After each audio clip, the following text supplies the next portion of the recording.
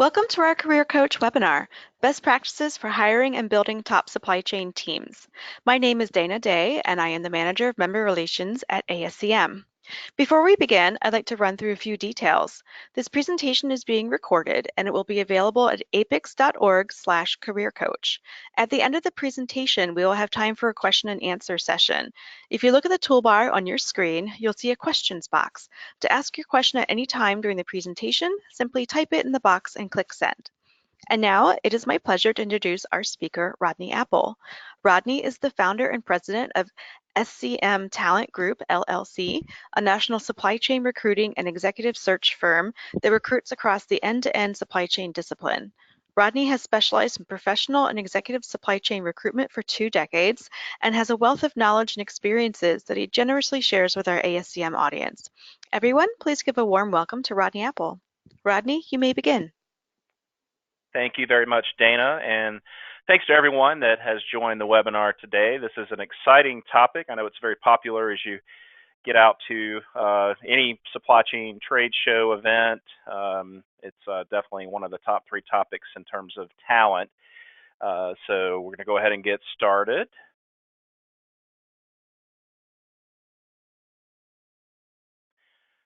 So in today's webinar, we're going to do a quick introduction just to give you a sense of my background. We're going to show you how to access the ASCM Career Coach resources. We're going to cover some of the top hiring mistakes and how you can make some corrections and improvements. We will get into kind of look at when it comes to talent, two things here: attracting candidates and then sourcing them. You have to do both to be really good at it. And then obviously, how to thoroughly vet and assess candidates as well as close the deal. And after that, we'll get into a Q&A.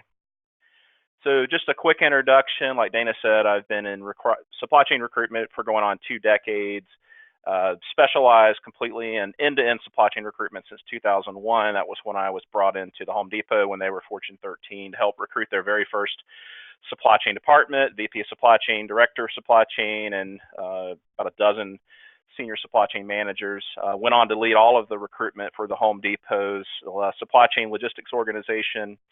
Then from there, went to a handful of other corporations, starting with the Coca-Cola Company, led all of their manufacturing supply chain recruitment for about 7 years. From there, went to Kimberly-Clark and then wrapped up with Cummins on the industrial side. So I've seen a lot. I've hired 1,000 professional to executive supply chain practitioners over those years, and even more with my own firm, of course. I also serve as a magazine author for SCM Now, and I have a blog as well that I've been developing content with, gearing towards supply chain practitioners on the professional development side, scmtalent.com/blog. Lots of insights there and advice as well. We have developed an enormous amount of content for the APIX Career Coach, or ASCM now, Career Coach program over the last 5 years. We've been extended into next year as well, so we'll start scheduling the webinars for 2020 pretty soon. But if you go to apix.org/careercoach, log in with your credentials, you can access a plethora of content as it relates to all things professional development. And if you get the magazine in the mail, you can also access it on the ASCM website. I've been putting out a lot of content and articles for that professional development category as well.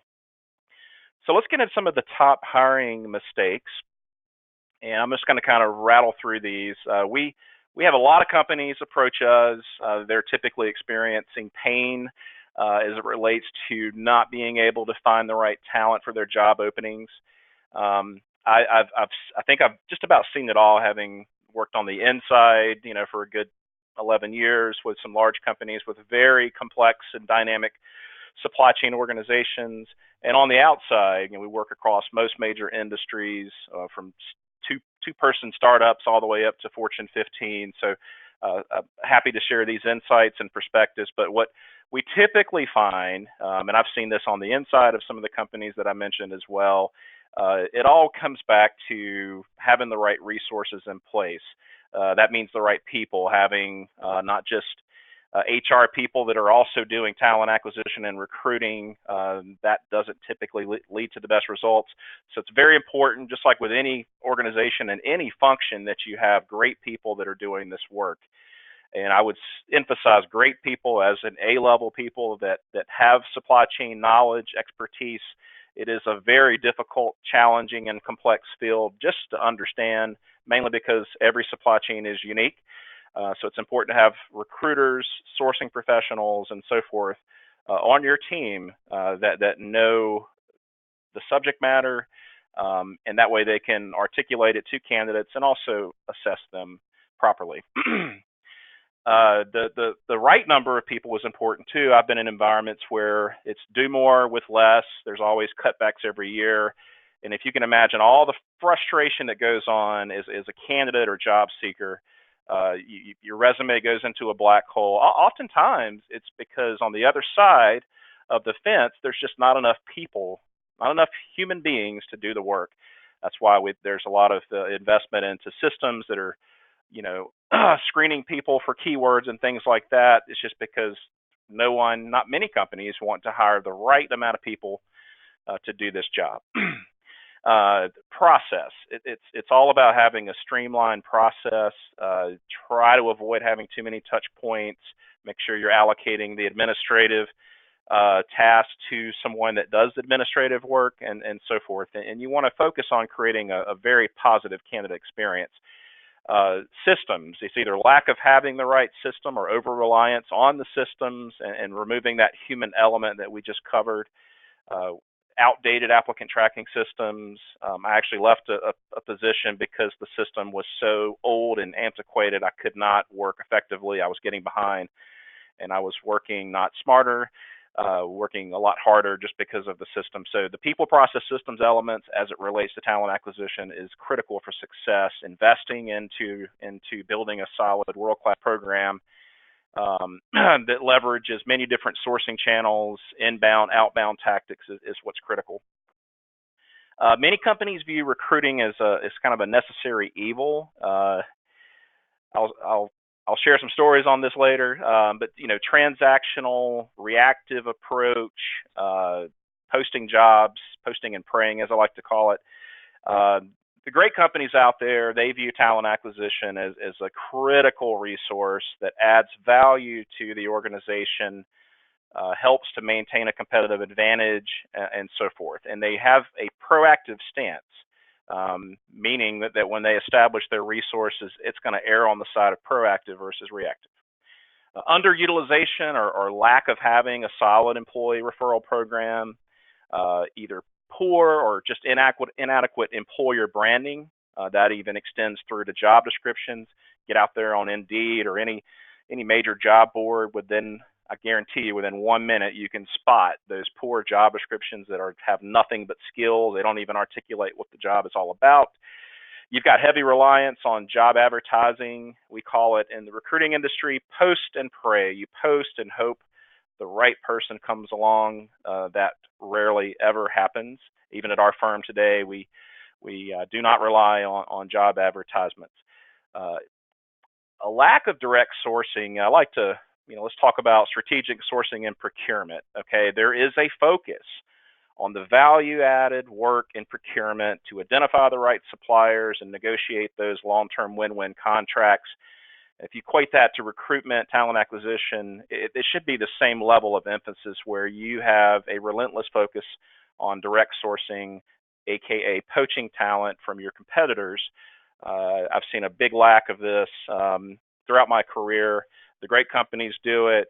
Obviously, that's what we do here as an executive search firm, but it is critical that you are not only attracting, but you're also direct sourcing. That it means reaching out, engaging talent, nurturing them, building networks, relationships, and so forth. Overly stringent requirements with job descriptions, trying to find that perfect candidate. We call that, the purple squirrels or unicorns. They don't really exist. And especially in times of very low unemployment with talent gaps that exist in many areas of supply chain across many industries, you cannot be stubborn when it comes to your requirements. Inability or lack of effort to sell candidates on why they should join the company in an interview process. A lot of companies have this one-way approach. They're just going to drill the candidate. They don't focus on allocating time to properly sell the candidate on the opportunity, answer their questions, and so forth. Does not create a good, positive candidate experience. Closed-mindedness when it comes to considering talent that's outside of your industry. Underestimating the complexity of supply chain. I like to equate it to learning a second, maybe a third language. Again, every supply chain is unique. Every industry has their own little nuances and acronyms and so forth. So just really understanding it and be able to connect the dots through suppliers all the way through your end customers. It takes a lot of time to come up to speed, and I see a lot of companies that just don't respect that. They don't acknowledge it, and they think that, oh, any old recruiter is going to be able to bring the right talent. And we get calls all the time. Well, our generalist recruiter has always done a good job for us, said they could do this supply chain stuff, and they struggle big time. And then just not keeping up with compensation.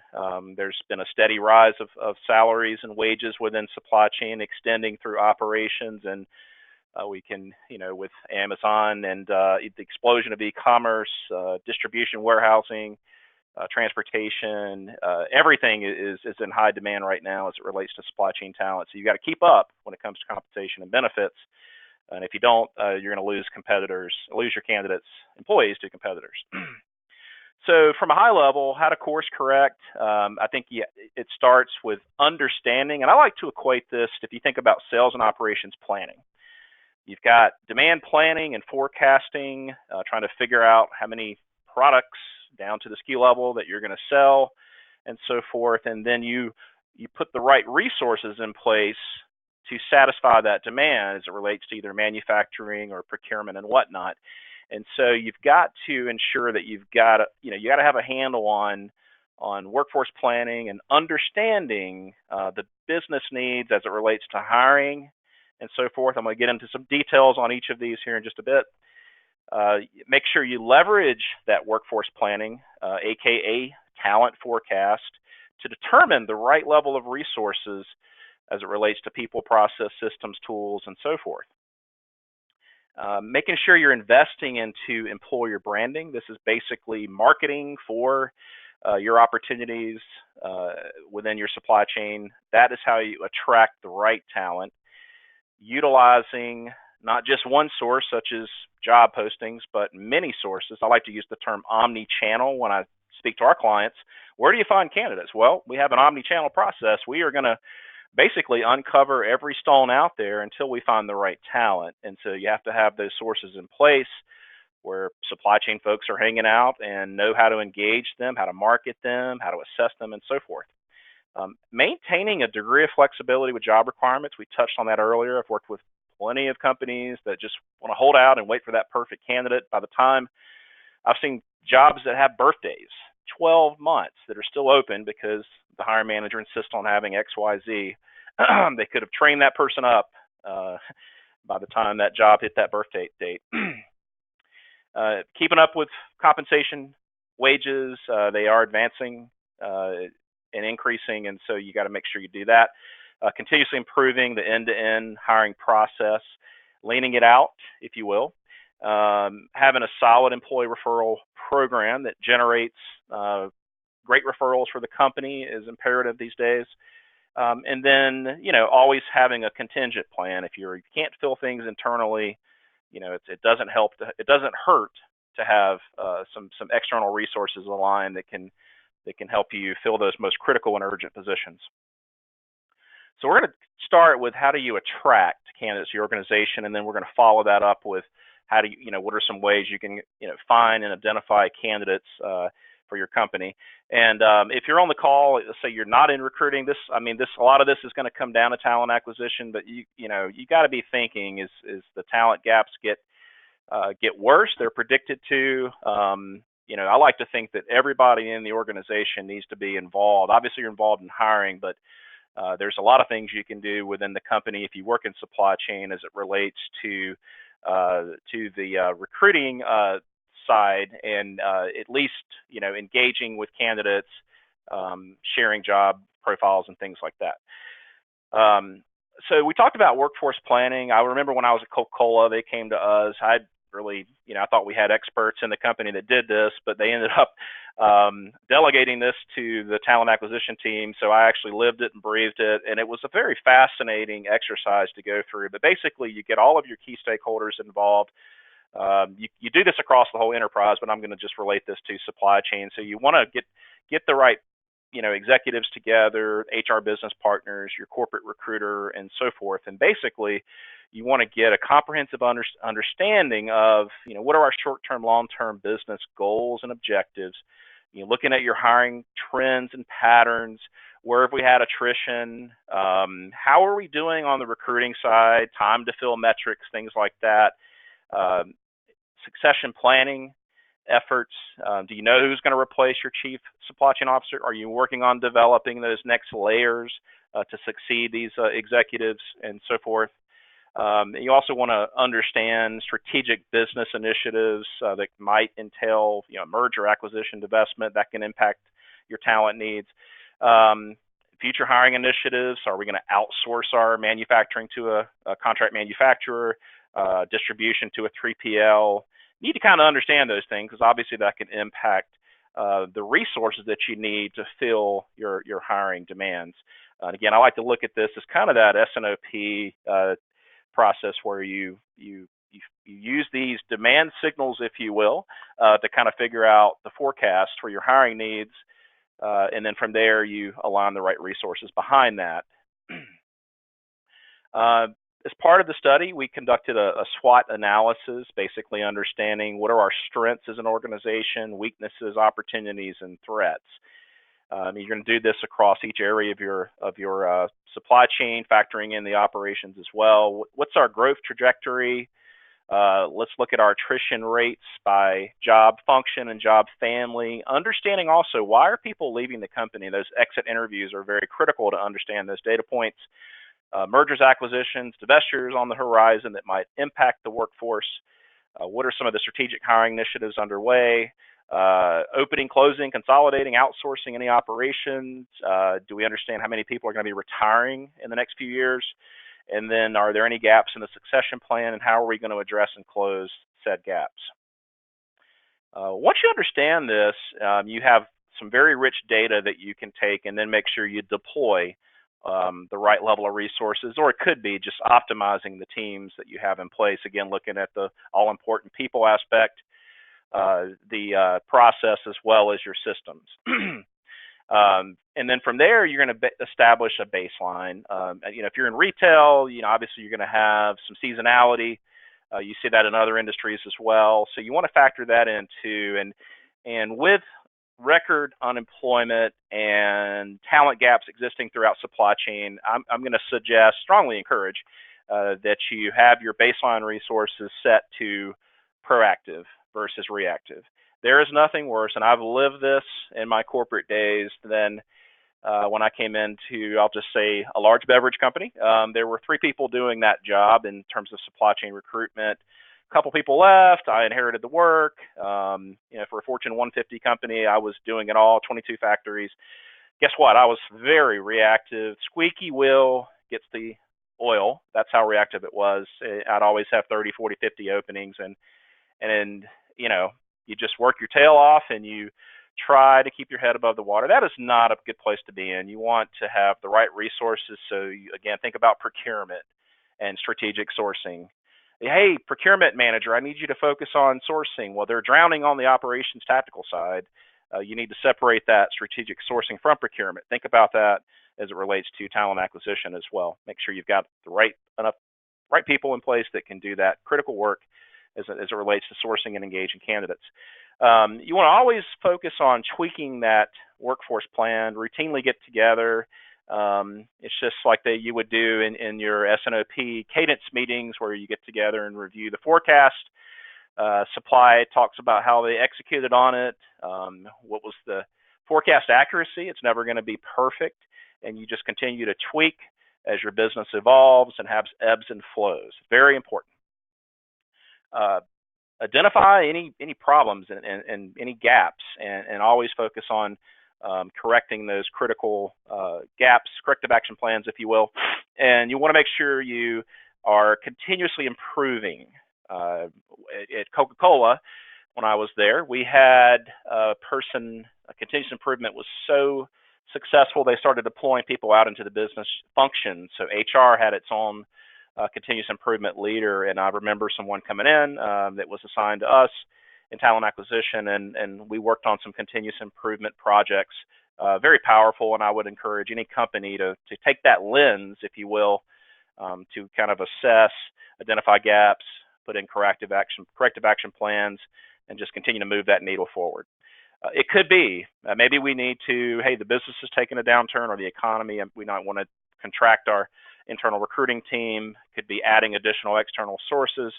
Maybe your wages are no longer competitive, so putting a compensation study in place. Hey, we're losing people. They're telling us they're not getting the right amount of training and development. Well, obviously you want to, of course, correct that. You could deploy some strategic initiatives around talent, such as mentorship programs, putting in a leadership development program, and the like. As it relates to employer branding, again, attracting candidates, you want to make sure you've got the right stuff in place. A lot of this is typically found on the website. Many companies have separated their standard website and put up more of a career-focused website. Now, if you're a large corporation, that might make sense. If you're a smaller company, that probably does not make sense. So it just, a lot of this material that we're covering, it's all going to be, relative to, are you a startup, a small company, a mid-size?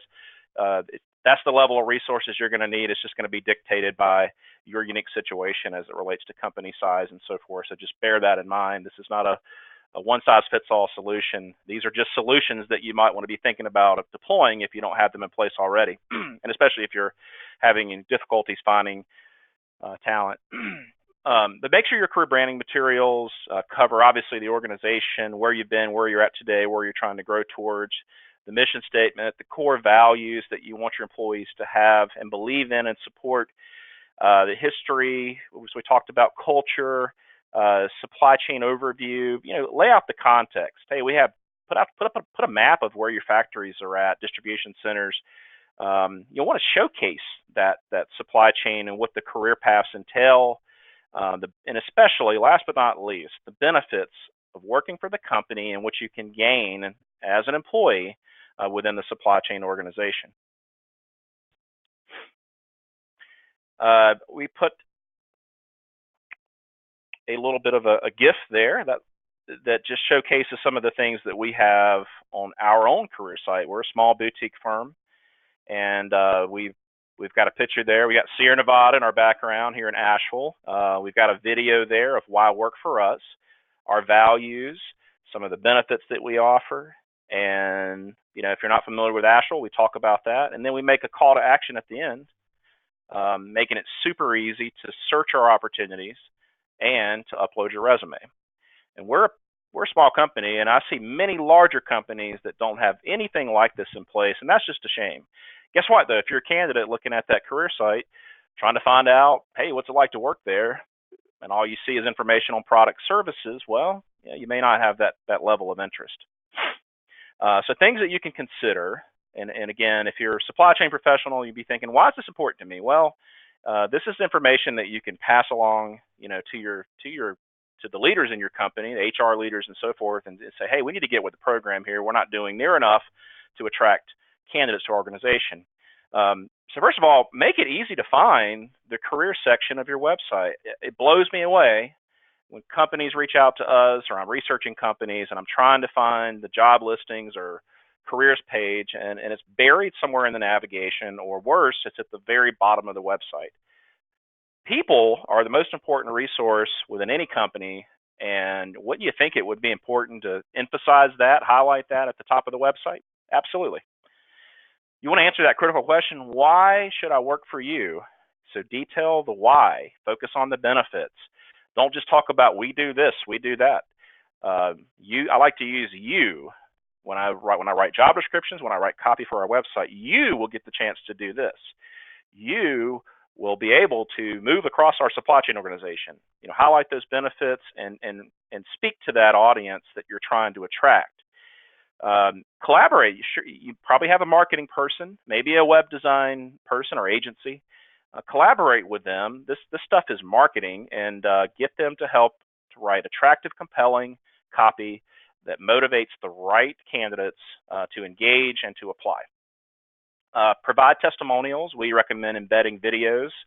We've got our video embedded, several videos actually, and we've got testimonials from our recruiters on not just how we do things, but what it's like to work here. And that has certainly helped us with attracting talent into our company. And I know it works for larger companies. I've been involved with some of this when I was on the corporate side with Coca-Cola as they continued to build out their career sites. And make sure you have a strong call to action. If you're on just about any page of our website, we make it super easy to search our job listings, upload your resume into our database. Don't just give them one option and make it difficult for them to find. Make it super easy, and that can increase the flow of applicants into your system and your resume database as well.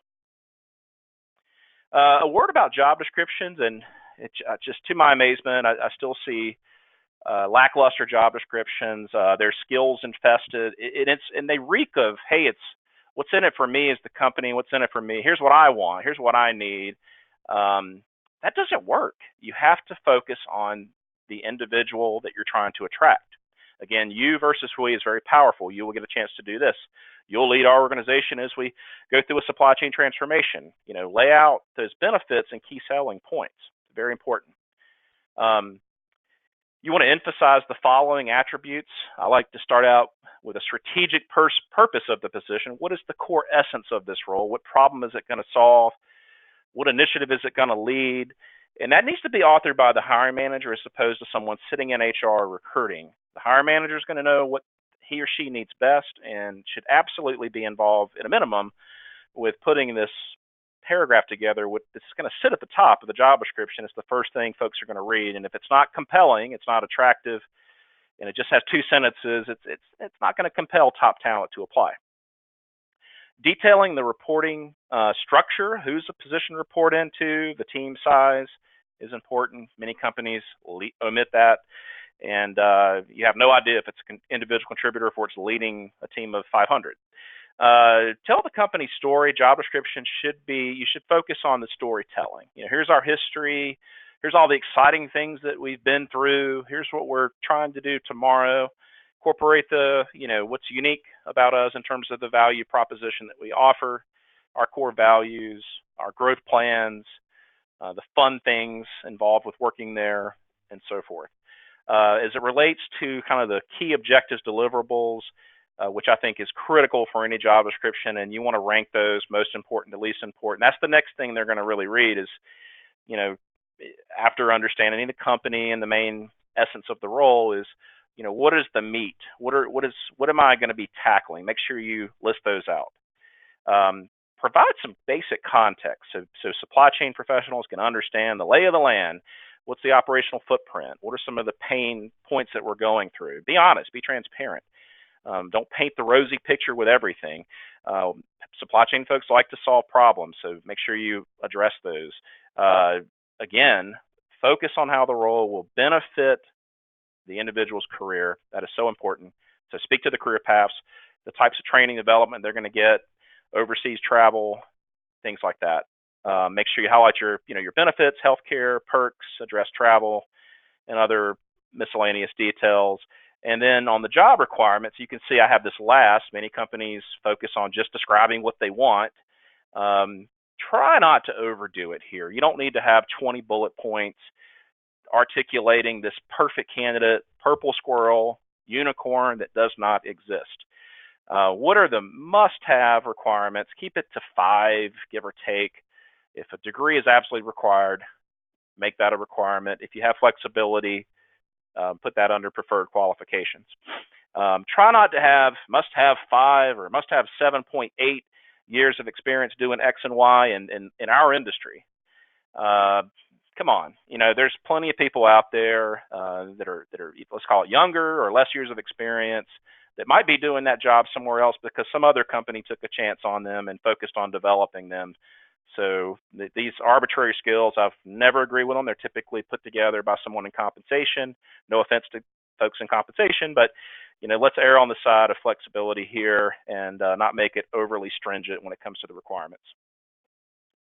So those are some of the things that you can put in place as it relates to workforce planning, kind of assessing how good are we, where are we poor, closing those gaps, putting the resources in place, turning on the marketing light if it's not on. Do whatever you can to attract candidates beyond posting and praying, laying out job descriptions. The next section here, we're going to go through some sourcing channels for how to find, engage talent, and then I'm going to get into some tactics for vetting and assessing candidates and moving them through to the offer stage.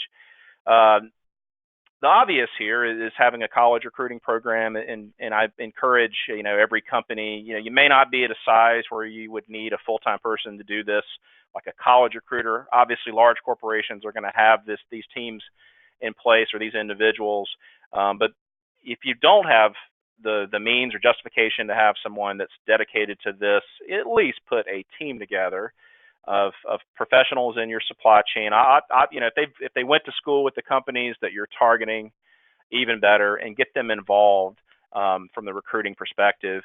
Many companies make the mistake of just posting the positions to the university's career site. That's kind of what they want you to do. Where I've had success, and I'm going to go back to my Home Depot days, Georgia Tech in our backyard, one of the top IE program, industrial engineering. I made relationships with the professors, and college alumni, college relations office, and you want to work all of those different angles. But I'm gonna tell you what, the leading corporations are doing this. They're making offers sometimes to kids when they're in their sophomore, junior year. That's how competitive it's getting. So if you wait until folks are graduating, you're going to miss out on the top students. So you have to have a proactive stance, identify the right universities, have the right resources. If you can have someone dedicated, if you're at that company, if you're at that size where you need that in place, then put that in place. And if you're not, then just leverage the team that you have.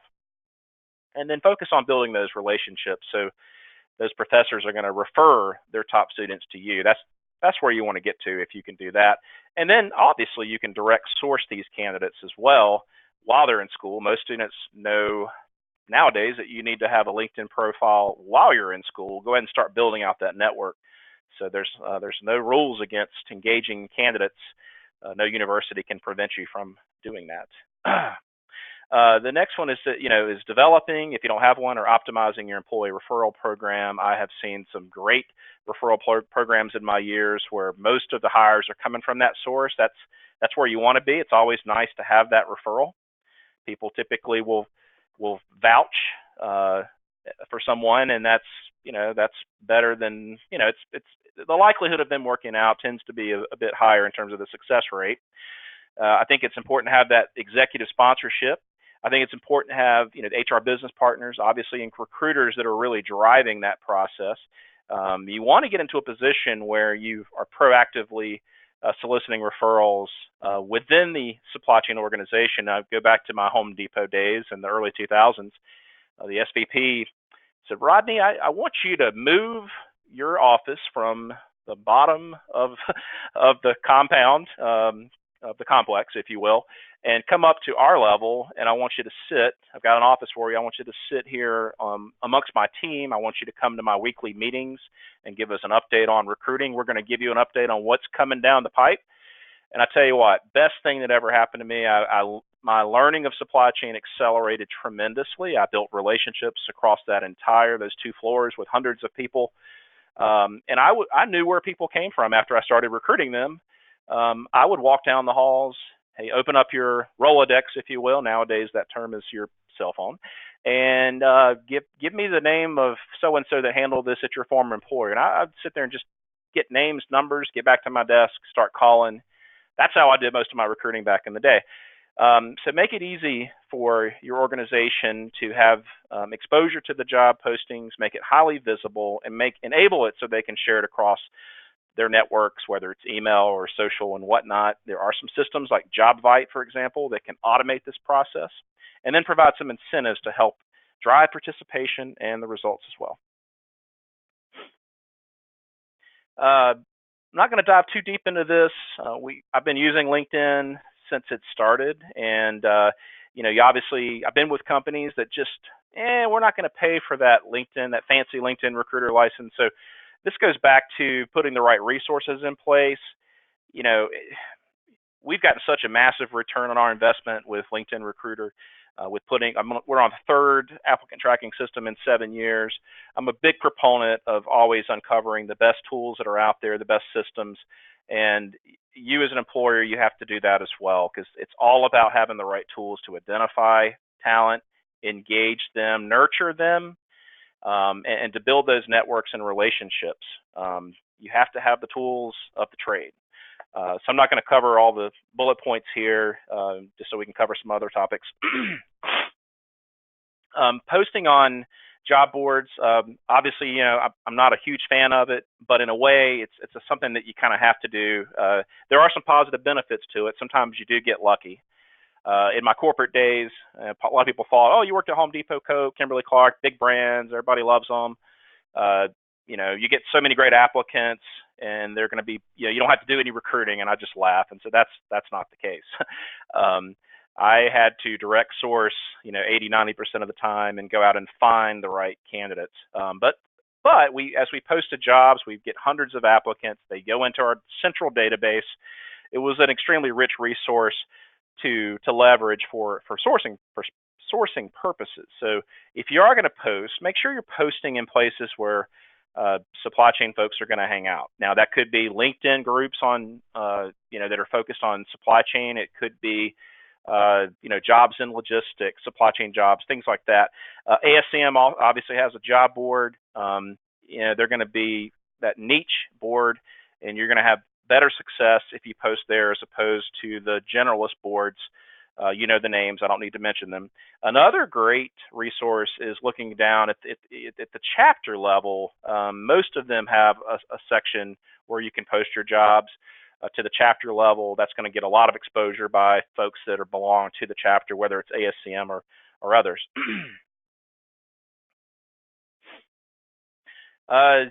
Supply chain recruiting, and this is not a direct plug by any means, but I'm a firm believer in the value that we offer to our clients, and I walk the talk. Here at our firm, we sometimes have trouble finding great recruiting candidates, and I know the difference for my company's growth in terms of finding that A-level talent versus a C-level talent. I mean, it is almost immeasurable. You've got to have great people on your team, and so I have engaged recruiting firms specializing in placing recruiters, and we've hired 2 people, through that firm, and they have paid for themselves many times over.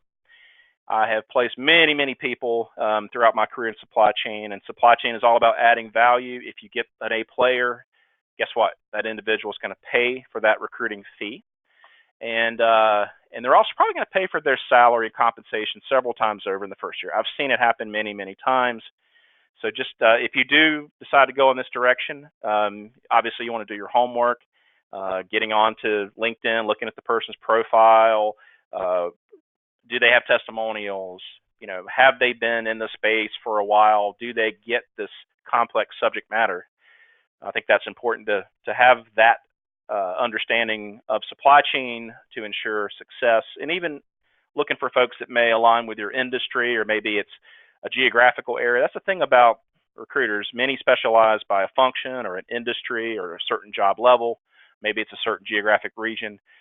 None of us are equal, so you've got to make sure you find the right resource to align with your particular needs, location, industry, etc. Tapping into supply chain associations, I think many people probably make the mistake here of neglecting the amazing talent that you can find within the supply chain associations. Most of them, if not all, have an online membership directory. You're not really supposed to use that to sell and to make offers and so forth as it relates to your business. But what you can do is use it to identify people that might be at a competitor or a target company that you're looking to recruit from. Typically, you'll find their title, phone number, email. So it can be a pretty rich resource to do some networking and recruiting as well. Obviously, at the local chapter meetings, you may want to start sponsoring if you're in hiring mode in a certain city, if you will. Paying for your employees membership dues, encouraging them to get out and network with other peers for the purpose of, not just learning, that's a big one, but also networking and maybe identifying some potential candidates that might be suitable for your openings, whether now or in the future. And obviously, again, we talked about posting positions. If you do, I recommend keeping them on the niche boards as well as the chapter job posting sites. Moving on, vetting and assessing candidates. It all starts with having a solid intake process or discovery process. This is something that we have been honing in on for many years, and if you don't get this right, you're going to be stabbing at the dark. So whether you're in recruiting or whether you're a hiring manager, if you're just going to give somebody a job description and a handful of bullet points, here, go after it, or I don't have the time to speak with my recruiter, HR go handle it, someone else go handle it. There's too many gaps that are going to happen, and as a recruiter, if we don't have the right profile information, it's not about that list of skills, experience, qualifications. That's important, but we have to understand other things like what is that strategic purpose of the position? What are those all important key deliverables? Because that's where the match occurs. So you have to have a really good process for uncovering. With our clients, everyone they're all different. Their supply chains are unique, and we have to know what questions to ask so we can get to that point of understanding the size, scope, complexity of our client's supply chain. Again, job skills, requirements are important, but I am going to go out and find people that have worked in similar, what I call supply chain environments, looking at the size, scope, complexity, the business model, if you will, the operational footprint or network, and making sure I can find candidates that not only have the skills and experience qualifications, but have achieved the exact same thing you're looking to achieve as it relates to those key deliverables, those objectives, problem solving, alleviating the pain, deploying some type of innovation or solution. You have to find those candidates that have done it in a similar environment, and that's where the match occurs. So making sure you've got full alignment, you understand, you're holding hands, you're singing kumbaya when it comes to that profile. You're going to use this information for three purposes: to identify the right candidates, the qualified candidates. You're going to use it to engage them, to market the opportunity, to sell the opportunity. And third, you're going to use this data to properly assess candidates on the most important criteria. You can see the scrolling, our form here. We go through at the top. We want to understand the company, the industry, products, services, growth rate. Drop down into the department, the supply chain organization. We want to learn it all from a high level. Then we start talking about the position. From there, we're going to make sure we can answer the questions we know we're going to get from candidates. We want to also align on where we're going to find these people. What industries do you want us to target? Are there any companies that you want us to go after? And then after that, we're going to align on setting steps for how we're going to move forward. What's the urgency? When do you need it filled? Who's involved with the interview process? This is so important. And if you're not doing this as a hiring manager, and then you don't get the right candidates, it's going to come down to the recruiter. He's either not getting the information they need to be successful, or you just don't have the right recruiter in place. Having been involved in thousands of interviews, I've kind of seen what works, what doesn't. I've kind of covered what we use this information for, but every search we get, we customize, we tailor our assessments around that core criteria that we get in that intake or discovery meeting. There are no cookie cutter forms that we use or assessment processes. They are tailored around every search. And we're going to use that criteria, and we're going to create questions. Of course, we're going to have the all-important questions that every hiring manager wants to know. Why are you looking to change positions? Why did you transition jobs in the past? Go through compensation and all those things. But the meat of this is getting into those core competencies. we segment our questions around the functional expertise. I need somebody that can start up a distribution center. Well, we're going to have some questions aligned, looking for specific examples, making sure they're relevant, making sure they're significant, and they align with those key deliverables or the outcome that you want this person to achieve that defines success. Making sure they can thrive in a similar environment. We talked about that. Culture, size, scope, complexity. Those things can vary company, industry to industry. So making sure candidates can have thrived in a similar environment. That's where the match occurs. Again, I always recommend when you're putting your interview team together, before you kick off that first interview, that you get together. We did this in my corporate days. I remember at Coke, we'd have a pre-brief. I would get together with a hiring manager and all the interviewers. The hiring manager would lay out, hey, here's what I'm looking for. It's okay if they have this or don't have this. And then you get real nitty gritty on what you're looking for and what you're not looking for. Who's going to ask certain questions? If they're a subject matter expert, maybe they're going to handle in SAP, maybe they're going to handle those kind of questions and whatnot. You conduct your interviews, and then after that, get-togethers, hopefully within a day or two, if not right afterward, and have a debrief. And this is where you're going to go through candidate by candidate. Try to keep that criteria. That's why you want to have the questions to be consistent across all candidates. That ensures fairness in the process. And then on the debrief side, you're making sure you're kind of covering that through each candidate. And after that, you move towards making a final decision. Even when it comes to reference checks, I've got a bullet point here at the bottom. We don't use the cookie cutter form. We design it around the core criteria that the hiring manager gives us for each and every search. That way we're asking the right questions, trying to validate that experience, skills, qualifications that the candidate gave us in the interview process. Closing the deal, and then we'll wrap up with Q&A. And this is where the deal can go sour if you have not done your homework. So it's very critical to understand all aspects of the compensation. I mean, clearly there's cities, states where you're no longer allowed to ask current compensation, like what's your salary. What we do here is we want to understand the components of the compensation package. Obviously there's a base typically. Is there annual bonus? When does that pay out? Understanding their equity, long-term incentive, if you will. And then understanding equally as important, more important, is where they need to be. Total compensation. I mean, if they have equity, you don't, then obviously you got to close that gap somewhere. As you move candidates through the process, you might know there's going to be some candidates that stick out. They're going to rise to the top, and you want to make sure that you're, pre-closing them along the way. Okay, if we can get this offer to this amount, you said you would accept it, right? Sometimes candidates change their mind through that process, especially as there's more time involved, and that helps to mitigate risk with losing these candidates.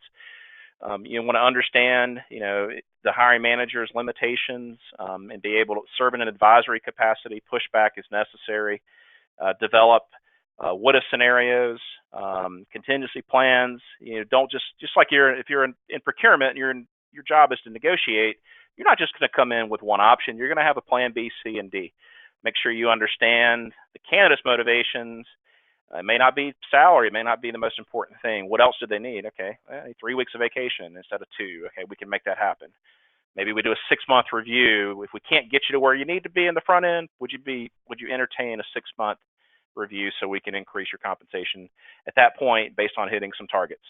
You obviously want to obtain the offer acceptance, and then critical to follow up and stay in close contact until that person starts. That's where, if you've got 1 month, 2 month out, you better not just assume that person showing up on January 1st. If you're going to push the start date out, you want to make sure you're staying in close communication, and have a very solid onboarding plan as well. That is super critical for success. Additional tips, and we've seen this happen. You cannot do this. Never lowball a job offer for the purpose of saving a few $1,000s. If you can't get to where the person needs to be, I encourage you to be transparent. Well, we've got other people doing the same type of work, and if we bring you in at this number, you're going to come in way above them. That's going to create some kind of peer equity challenge. Just be transparent about that. You're bumping up towards the actual manager's salary. if we were to bring you in at this amount. And again, strive to understand the motivation. Where do they have flexibility? What's their most important wants and needs? And then have that plan B, C, and D, so you can try to negotiate other things that might get them to the altar to say yes. Lastly, there's no way we can cover all. I mean, I could spend probably days talking about this subject matter as it relates to hiring and retaining supply chain talent. We do have a guide that we put together. It's free. If you are interested in it, feel free to email me or send me a LinkedIn message. You can actually download it right there at that link below, and it's got over 100 tip strategies for hiring and retaining supply chain talent, way more than I was able to cover here in 45 minutes. So just reach out if you have interest in that. And I'm going to turn it over to Dana. She's got a couple of updates, and then we'll wrap with a Q&A. Thank you, Rodney. So at this time, I'd like to give you a chance to ask your questions. As a reminder, to submit a question for Rodney, type in the questions box within the toolbar and click send. So while you're typing up your questions, I want to take a few moments to make sure you're aware of some of the resources available to you as an ASCM member. In 2018, ASCM did partner with Laurel Road for our student loan refinancing. This can help save money on your repayments of your student loans. And even if you're not a recent graduate, but if you are a co-signer on a Parent Plus loan, your membership can get you this discount. So it's definitely something worth looking into. Next slide, please, Rodney. Great. And as Rodney did mention earlier, we do have our own job board here at ASCM. So these are great resources for you to check out. We host a biannual virtual career fair. We just had one this past October that was very successful. We do intend on having another one in spring of 2020. And here recruiters can post up to 7 job opportunities and chat with over 400 job seekers during each event. And this will take place from the comfort of your home or office. All right, so now let's see where we are with some questions.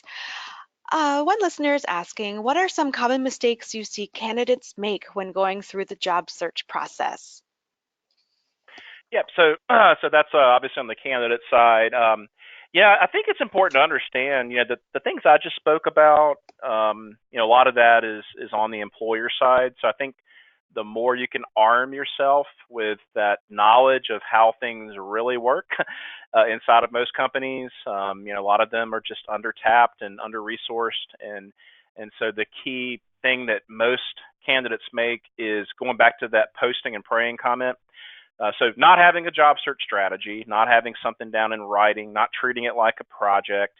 You really got to put that thought and a laser focus on the kind of companies and opportunities you want to target. The worst thing you can do is just get out there and peruse the job boards and upload your resume, kick your feet up on the desk and wait and see what happens. Wait for those phone calls that may never happen. That's the biggest mistake we see candidates make. So you have to check that box on the job application process, but where the magic occurs is really on the networking side. And so that means outreach to potential hiring managers, employees. And it doesn't hurt to reach out to someone that's doing the type of job that you want to do, that you're applying to, and set up that what I call informational or exploratory interview. Hey, I'm looking to do that. That's my goal, is to land in the type of job you're doing. Could you be willing to maybe meet for coffee or just a quick 5-minute, 10-minute call? I just love to see, what you did to prepare yourself to get into that position, and the ins and outs, the pros and the cons, et cetera. And that just, if you can do that and not just give up. A lot of people make the mistake, I'm going to follow up with an email or a LinkedIn message, and they sit back and wait. People are busy. You got social media, attention deficit disorder. You have to treat it like sales in a way, without being overburdensome and a stalker, if you will. But gently reach out, follow up. Sometimes it takes 2 or 3 efforts to engage with that person. So having a holistic job search strategy is key for success, and not just relying on job postings. Great. How about remote working? Is this becoming more prevalent in supply chain, and how does that come into play when you're recruiting? Yeah, absolutely. We are, we have been working with some clients off and on, and even recently we had a client, wholesale distributor, looking for the VP of strategic sourcing procurement. She works remote, company's headquartered in Chicago. a lot of travel, overseas to vet, meet with suppliers. So there are plenty of roles out there that are remote. The challenge can be finding them, but from a recruiting perspective, nowadays the tools, the phone, the computer, the applications, you're not really required for many jobs in supply chain to be sitting on the inside of a company. You can do a lot of this work from home. So I'm a firm believer in this. Goes back to having some flexible uh, working opportunities for your employees. That opens up the door. It expands your candidate pool, and then from there, it's all about here are the objectives. And if they can meet those objectives from home, I've heard there's many studies out there that show that people can be just as productive, if not more productive, while working from home or in a remote capacity. So you just have to find them. Sometimes they'll spell that out on the job posting. Know that they're highly competitive because many people are looking for those opportunities. And as an employer, think about the roles. If you're struggling in particular with jobs that could be remote, you may want to open that up to see if you can expand your candidate pool. Great. Rodney, in your opinion, what is the motivation for companies to continue to look for that purple unicorn? I wish I knew the answer. uh, you know, um, I really think it's just a pattern. It's part of the DNA in many organizations, that you have to go find that perfectly qualified candidate, and it's kind of sad to see that because so many incredible candidates get glanced over. I know I had that mentality early on in my career, and even with my own firm now, I've opened it up. I look for the right traits. I look for the characteristics. I look for that aptitude, ability. I look for those transferable skills. I mean, here in Asheville, I thought, big popular tourist town, it'd be easy for us to go out and attract candidates from the bigger cities. I was in Atlanta. I got tired of big city. Came here, smaller town, and we've had struggle with getting people that want to move here. And so I've opened up the door. Remote workers, for example, we've got several now within our company. Have even hired somebody that didn't have any recruiting experience, zero knowledge of supply chain. She had all the right traits though. She had sales contest winner, and we converted her into an awesome recruiter. She picked up this complex subject matter very quickly. So unfortunately, I don't have the answer. I just think it's just the DNA that's baked into many companies.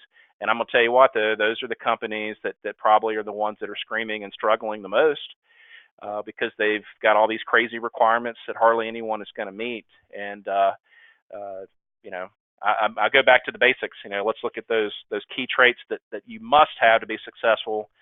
Anything above that listed as a preferred qualification, but you still have to have people that can fit into that. What I call that supply chain environment, size, scope, complexity. I mean, that again is where the rubber hits the road, if you will. So that's my take on it. I'm hoping things will change. I think things are changing. I think many companies are becoming more flexible. You hear that, places like Google, Facebook, a lot of these Apple, a lot of them are dropping the degree requirement because they're just struggling to find candidates. And